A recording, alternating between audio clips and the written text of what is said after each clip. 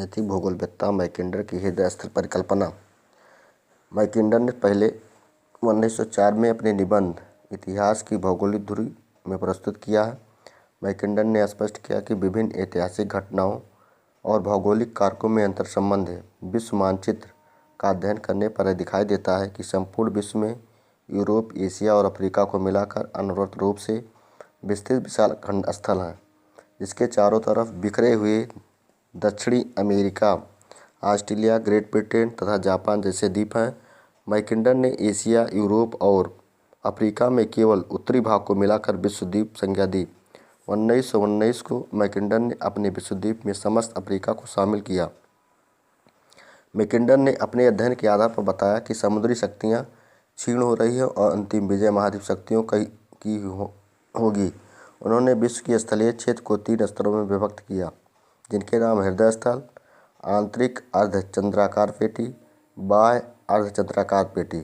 हृदय स्थल विश्व द्वीप की आंतरिक आर्कटिक जल प्रवाह के क्षेत्र, जो 3 ओर से पर्वतीय श्रृंखलाओं तथा उत्तर की ओर हमेशा बर्फ से ढके रहने वाले आर्कटिक सागर से घिरे हैं, को मैकिंडर ने ध्रुवीय क्षेत्र नाम दिया। बाद में उसने इसे बदलकर हृदय स्थल कर दिया। मैकिंडर के अनुसार यह ध्रुवीय क्षेत्र 3 ओर से पर्वतों तथा 1 ओर से बर्फीले समुद्र से घिरा होने के कारण किसी भी समुद्री शक्ति के लिए अगम्य होने के कारण अवैध है, जिसमें केवल यूराल पर्वत तथा कैस्पियन सागर के मध्य स्टेपी क्षेत्र की एक छोटी सी पेटी के माध्यम से ही प्रवेश किया जा सकता है। मैकिंडर के अनुसार यह ध्रुवीय क्षेत्र अवैध होने के साथ साथ विस्तृत कृषि क्षेत्र एवं खनिज साधन संपन्न होने के कारण संभावनाओं का क्षेत्र भी है।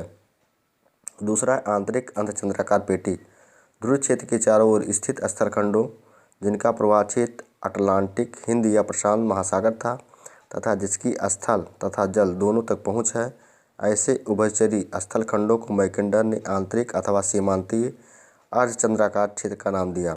इसके अंतर्गत यूराल के पश्चिम का संपूर्ण यूरोपीय भाग, दक्षिणी पश्चिमी एशिया, भारत, दक्षिणी पूर्वी एशिया और चीन का अधिकांश भाग सम्मिलित है। बाहरी अर्धचंद्राकार पेटी उत्तरी एवं दक्षिणी अमेरिका, ऑस्ट्रेलिया, सहारा के दक्षिण का अफ्रीका, ग्रेट ब्रिटेन व जापान के द्वीप समूहों को उसने बाहरी अर्धचंद्राकार क्षेत्र कहा। मैकिंडर के अनुसार ध्रुवीय क्षेत्र पर आधिपत्य करने वाली शक्तियाँ ही कालांतर में विश्व शक्ति बनने की क्षमता रखती है। प्रथम विश्व युद्ध के परिणामों तथा बदलते समीकरणों के चलते मैकिंडर ने 1919 में ध्रुवीय क्षेत्र की सीमाओं में परिवर्तन किया। 1919 में अपनी पुस्तक डेमोक्रेटिक आइडियल्स एंड रियलिटी में मैकिंडर ने ध्रुवीय क्षेत्र का नाम बदलकर हृदय क्षेत्र कर दिया।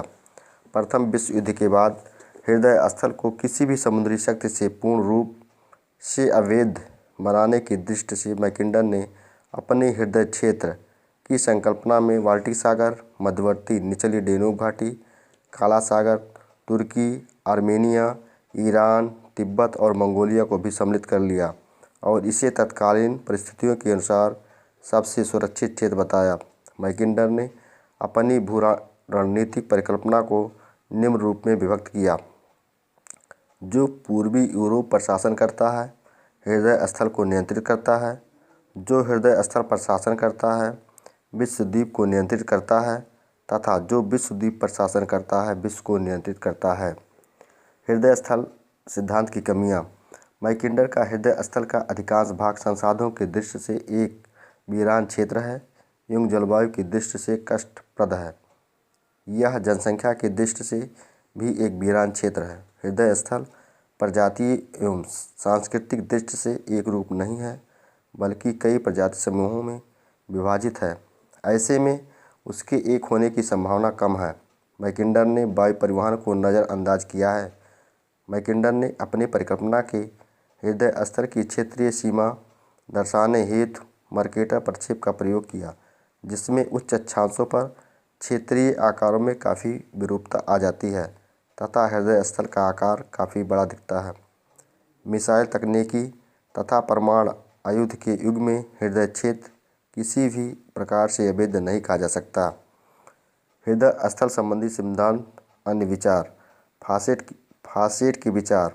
मैकिंडर ने हृदय स्थल की जो सीमा निर्धारित की है वह समुद्री शक्ति की पहुंच के अंदर है, अतः उसे अवैध बनाने के लिए हृदय स्थल में संपूर्ण भूमध्य सागर, फारस की खाड़ी का अधिकांश भाग, अधिकांश अफ्रीका तथा ईरान, अफगानिस्तान से लेकर चीन तक के भागों को सम्मिलित किया गया है। इसके पीछे उसका तर्क यह था कि हृदय स्थल के चारों ओर समुद्र से प्रवेश के द्वार बंद हो जाएंगे एवं हृदय स्थल हमेशा के लिए सुरक्षित हो जाएगा।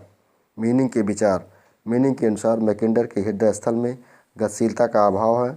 मीनिंग के हृदय स्थल का निर्धारण करने के लिए भौतिक दशाओं, सांस्कृतिक तथ्यों और यूरेशिया के समुद्र तटीय क्षेत्रों में स्थित विभिन्न प्राचीन सभ्यताओं को जोड़ने वाले प्राचीन स्थलीय मार्गों के अभिकेंद्रीय क्षेत्र को आधार बना लेना चाहिए।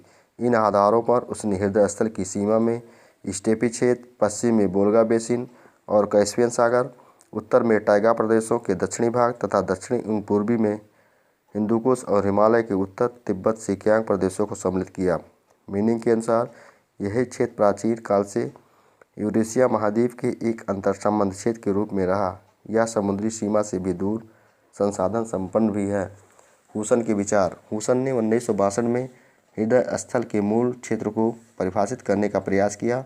उसने बताया कि संसाधन संभाव्यता की दृष्टि से मास्को से लेकर काला सागर तक का क्षेत्र अधिक महत्वपूर्ण है, अतः यदि उसका संबंध कार्यात्मक रूप से बैकाल झील तक के स्टेपी प्रदेश से हो जाता है तो यह प्रदेश रूस को विश्व शक्ति के रूप में परिवर्तित कर सकता है। अगला रिमलैंड के हृदय स्थल सिद्धांत के बारे में पढ़ेंगे।